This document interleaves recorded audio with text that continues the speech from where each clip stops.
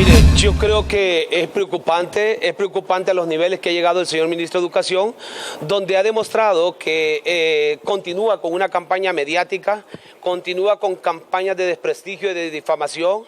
Obviamente nosotros hemos dicho de forma permanente que estamos en contra de la toma de los centros educativos, de la violencia, de los derechos humanos, de cualquiera de las partes, y en ese sentido nosotros nos hemos involucrado de forma directa, debemos ratificarlo, nos hemos involucrado de forma directa a apoyar a los jóvenes, a los padres de familia en el sentido del proyecto de la alfabetización, porque consideramos que es un proyecto impositivo, violatorio a los derechos humanos, violatorio a la Constitución de la República, a los tratados y convenios nacionales e internacionales, en donde Honduras forma parte y las demás leyes. En ese sentido nos preocupa esa campaña de difamación y de desprestigio por parte del ministro de Educación, que sin argumento alguno nos está a nosotros cuestionando e involucrando de forma directa. Nosotros estamos preparando ya una querella en contra del ministro Escoto para que pueda en el momento oportuno poder esclarecer cuáles son los fundamentos de ley o cuáles son los fundamentos que él está en este momento considerando para podernos cuestionar de forma directa. ¿Organiza sí o no ustedes las protestas?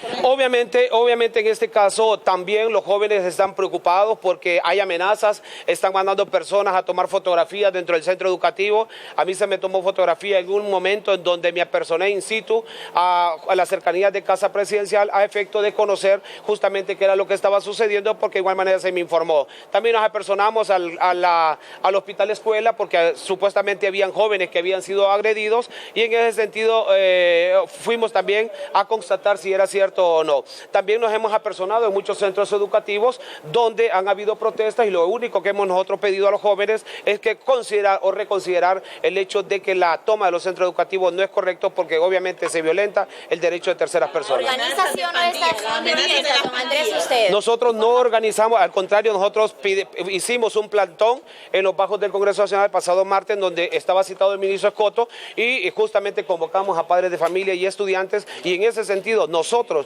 como organización nos apersonamos también. Fue una manifestación pacífica. Obviamente cuando pedimos a la Comisión de Educación del Congreso Nacional y al mismo ministro Escoto para que se nombrara una comisión de estudiantes y de padres de familia, se invisibilizó y se llamó, prácticamente hubo inobservancia en ese caso. Los jóvenes de alguna manera hubo quienes incitaron y se tomaron las cercanías del Congreso Nacional. Nosotros estuvimos en contra, además les llamamos y les dijimos, si están con protestas, si están con este tipo de acciones, nosotros no les vamos a seguir apoyando. ¿Cuánto a las amenazas por las pandillas? ¿Qué está pasando? ¿Perdone? ¿La amenaza por las pandillas?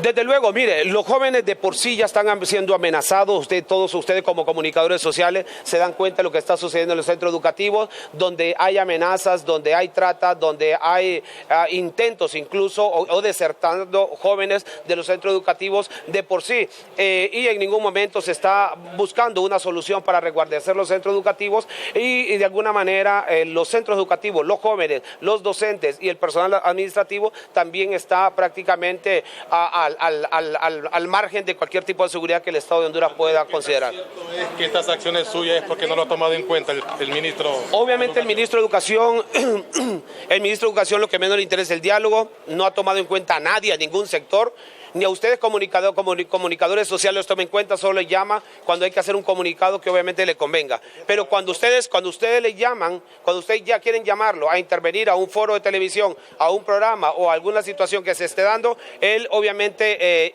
los invisibiliza a ustedes, así como nos ha invisibilizado a nosotros como padres de familia y a los mismos estudiantes. A nadie toma en consideración el ministro, es una posición totalmente dictatorial, una posición que en pleno siglo XXI continúa siendo arrogante, continúa siendo una persona que lo que menos le interesa es justamente el diálogo. ¿Ustedes se van a comunicar con la comisión del Congreso Educativo de nuevo? Por supuesto, ellos ya tienen conocimiento del señalamiento directo en contra de su servidor y de la organización, y en ese sentido nosotros ya estamos haciendo las acciones correspondientes que en ley nos corresponde.